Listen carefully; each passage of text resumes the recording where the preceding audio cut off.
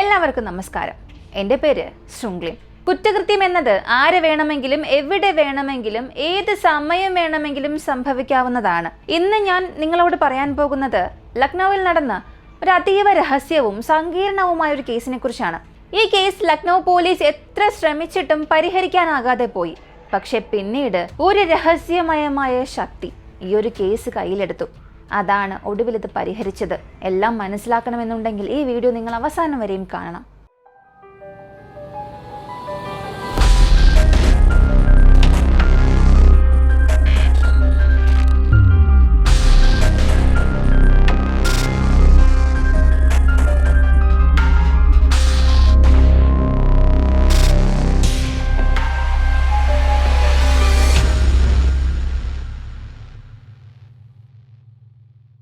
ഈ കഥയിലെ പ്രധാനപ്പെട്ട നായിക റൂബി ലക്നൌവിലായിരുന്നു താമസം. അവൾ വളരെ ദാരിദ്ര്യത്തിലായിരുന്നു. പക്ഷേ ജീവിതം വളരെ സാധാരണയായി മുന്നോട്ട് പോവുകയായിരുന്നു. വിവാഹം കഴിഞ്ഞതിന് പിന്നാലെ 2 കുട്ടികൾ ജനിച്ചു. എന്നാൽ ഭർത്താവുമായുള്ള അവളുടെ ബന്ധം അത്ര മോശമായിരുന്നു. ഭർത്താവ് അമിതമായി മദ്യം കഴിക്കുമായിരുന്നു. അതാണ് നിരന്തര തർക്കങ്ങൾക്കും കാരണമായത്. അവരുടെ കലഹങ്ങൾ അതിരുവിട്ടപ്പോൾ അവരുടെ ബന്ധം പൂർണ്ണമായും തകർന്നു. റൂബി തൻ്റെ 2 മക്കളുമായി അമ്മയുടെ വീട്ടിലേക്ക് തിരികെ പോയി. അവളുടെ അമ്മയും ഒറ്റയ്ക്ക് ജീവിക്കുകയായിരുന്നു. ഇങ്ങനെ അമ്മയും മകളും ഒരുമിച്ച് പരസ്പരം ആശ്വാസം കണ്ടെത്തി. അവരുടെ വീടിനടുത്ത് ഒരു പ്രശസ്ത മന്ത്രവാദിനി താമസിച്ചിരുന്നു. ആ പ്രദേശത്തെ നിരവധി പേർ സ്വകാര്യ പ്രശ്നങ്ങൾക്കും മന്ത്രവാദത്തിനുമായി അയാളുടെ അടുത്തേക്ക് പോകാറുണ്ടായിരുന്നു.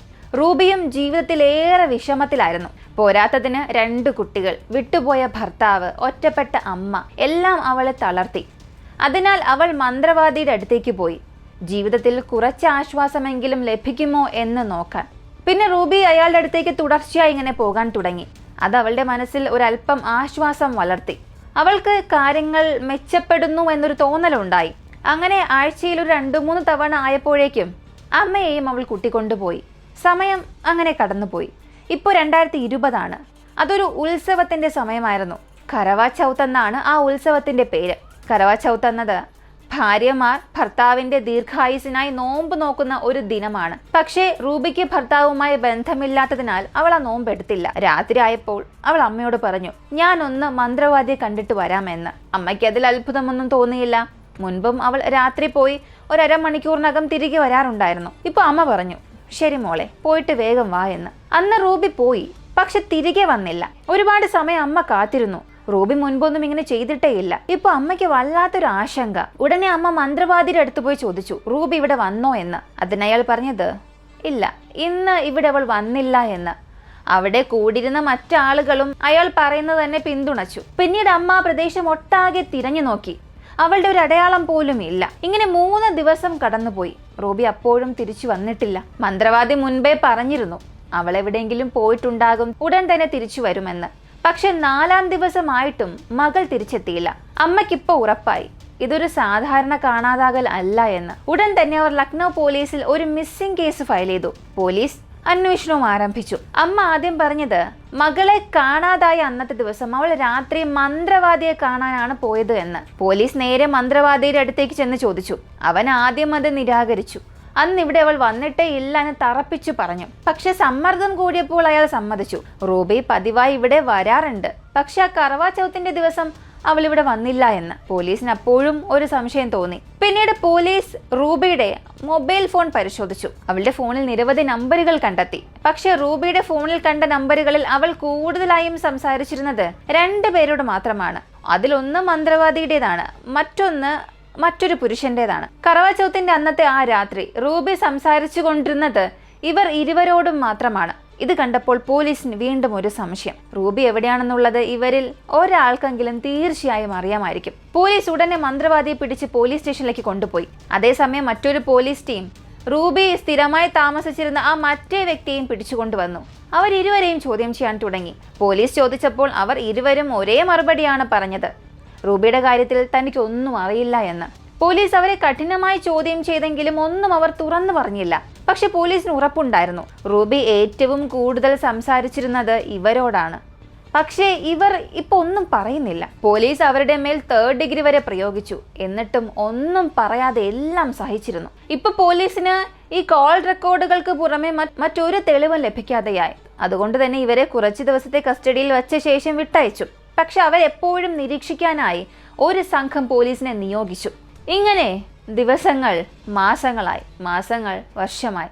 2020 തുടങ്ങിയ കേസ് 2021 പോലീസിന്റെ ആ ഫയൽ പൊടിയേറ്റ് കിടക്കുന്നത് പോലെയായി. പക്ഷെ റൂബിയുടെ അമ്മ മാത്രം പ്രതിദിനം സ്റ്റേഷനിലേക്ക് വരികയും എൻ്റെ മകളെ കണ്ടോ എന്ന് ചോദിക്കുകയും ചെയ്യുമായിരുന്നു. പോലീസിന്റെയും ഒരേ മറുപടിയാണ്, അന്വേഷണം നടക്കുന്നു, എന്തെങ്കിലുമൊക്കെ കിട്ടുമെന്ന്. റൂബിയുടെ 2 മക്കളെ കാണുമ്പോൾ അമ്മയുടെ മനസ്സ് കൂടുതൽ തകർന്നു പോയി. അവർക്കിപ്പോ അച്ഛനുമില്ല, അമ്മയുമില്ല. റൂബിയുടെ അമ്മയുടെ ജീവിതമാണെങ്കിൽ ദിവസേന ദാരുണമായി കൊണ്ടേയിരുന്നു. അപ്രതീക്ഷിതമായി ഒരു ദിവസം ലക്നൗ പോലീസ് സ്റ്റേഷനിലേക്ക് ഒരു മനുഷ്യൻ അകത്തേക്ക് വളരെ വേഗത്തിൽ കടന്നു വന്നു. അവനായിരുന്നു റൂബി സ്ഥിരമായി സംസാരിച്ചു കൊണ്ടിരുന്ന മറ്റൊരു വ്യക്തി. അവന്റെ പേര് പവൻ എന്നാണ്. 30 വയസ്സ്. അവനെ കണ്ടപ്പോൾ പോലീസ് ആകെ ഞെട്ടിപ്പോയി. സാധാരണ അവനെ പിടിച്ചുകൊണ്ടുവരാറാണ് പതിവ്. പക്ഷെ ഇപ്പൊ സ്വയം വന്നിരിക്കുകയാണ്. അവന്റെ ശബ്ദവും അല്ലാതെ ഭയന്നതുപോലെയായിരുന്നു. എന്തൊക്കെയോ അവൻ പറയാൻ ശ്രമിക്കുന്നുണ്ട്, പക്ഷെ വാക്കുകൾ പുറത്തു വരുന്നില്ല. ഒടുവിൽ അവൻ തല താഴ്ത്തി പറഞ്ഞു, എന്നെ അറസ്റ്റ് ചെയ്യണം, റൂബിയെ കൊന്നത് ഞാനാണ് എന്ന്. പോലീസ് അങ്ങനെ ഞെട്ടിപ്പോയി.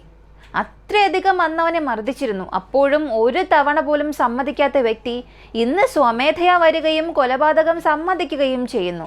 എന്ത് പറ്റിയതാണ്? പോലീസ് ഉടനെ പുറത്തേക്ക് പോയി നോക്കി. അവനെ ആരെങ്കിലും അടിച്ചു തള്ളി വിട്ടതാണോ എന്നറിയാൻ വേണ്ടിയാണ്. പക്ഷെ അങ്ങനെയല്ല, അവൻ ഒറ്റയ്ക്കാണ് വന്നത്. ഇപ്പൊ പോലീസ് അവനോട് ചോദിച്ചു, സ്വമേധയാ വന്നതാണോ? അവൻ പറഞ്ഞു, അതെ, ഞാൻ തന്നെയാണ് വന്നത്, എന്റെ കുറ്റം സമ്മതിക്കാൻ. പോലീസിന് അപ്പോഴും വിശ്വസിക്കാൻ കഴിയുന്നില്ല. ഇവന് മാനസികമായ എന്തെങ്കിലും പ്രശ്നമുണ്ടോ? അവനെ സാവധാനം ഇരുത്തി, ശരി പറയൂ, എന്താണ് കാര്യമെന്ന് ചോദിച്ചു.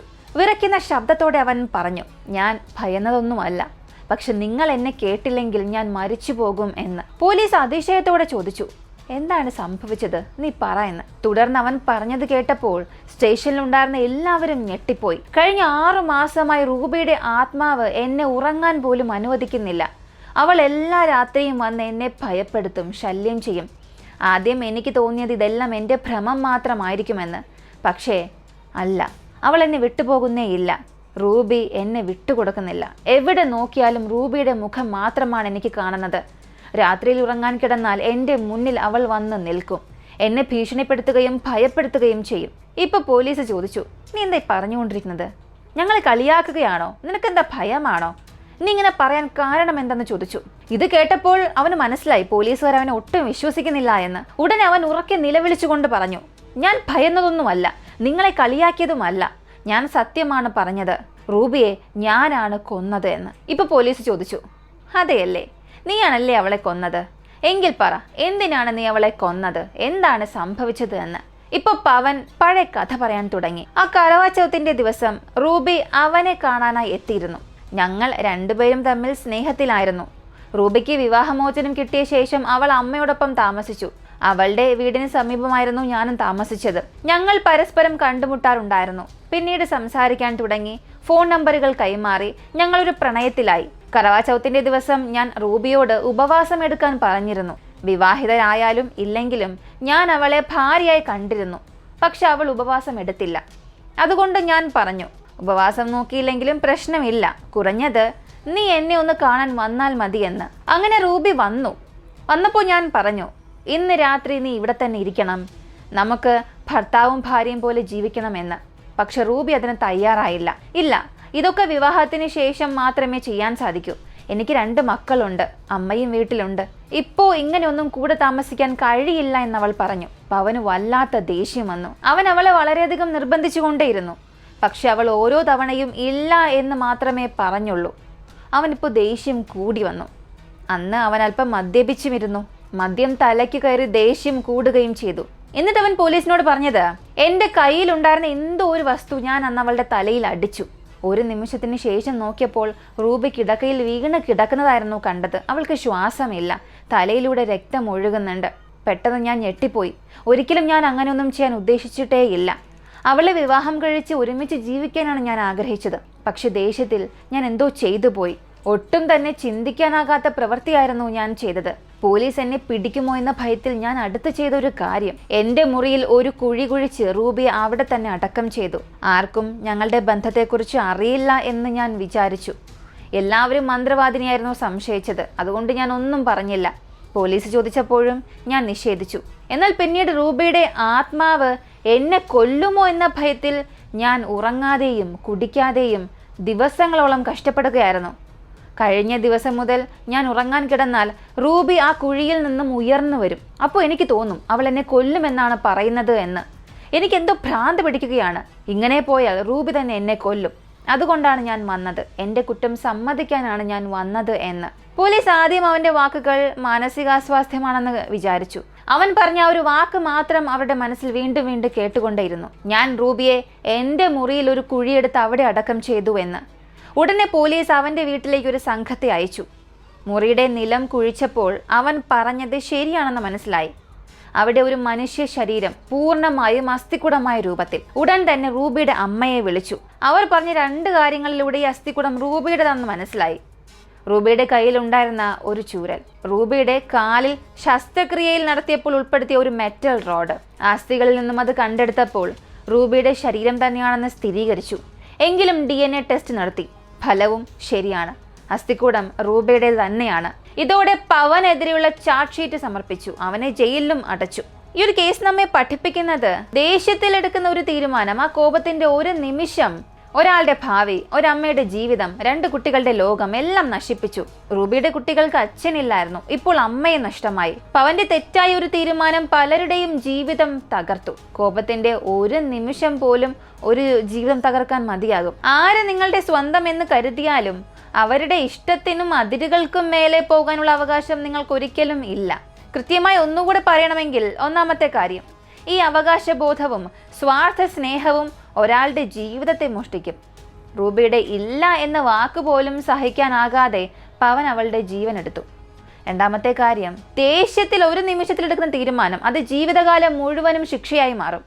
പവന്റെ ഒരു പ്രവൃത്തി അത് 2 കുട്ടികളുടെ ഭാവി, ഒരമ്മയുടെ ജീവിതം, ഒരു കുടുംബത്തിന്റെ ലോകം തന്നെ തകർത്തു. മൂന്നാമത്തെ കാര്യം, ഒരു ബന്ധത്തിൽ സമ്മതം, കൺസെന്റ് ആണ് ഏറ്റവും വലിയൊരു സത്യം. സ്നേഹിക്കുന്നു എന്ന പേരിൽ ഒരാളുടെ അതിരുകൾ ലംഘിക്കുന്നത് സ്നേഹമല്ല, അത് അതിക്രമമാണ്.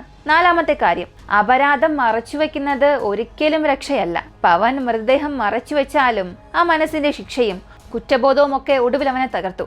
ഒറ്റവാക്കിൽ പറയണമെങ്കിൽ, സ്നേഹത്തിൽ സമ്മതം എന്നത് അത്യാവശ്യമാണ്. സമ്മതമില്ലാത്ത ബന്ധം സ്നേഹമല്ല, അത് അപകടമാണ്. ഈ ഒരു വീഡിയോയെ കുറിച്ചുള്ള നിങ്ങളുടെ അഭിപ്രായങ്ങളും കമന്റിൽ പറയുക.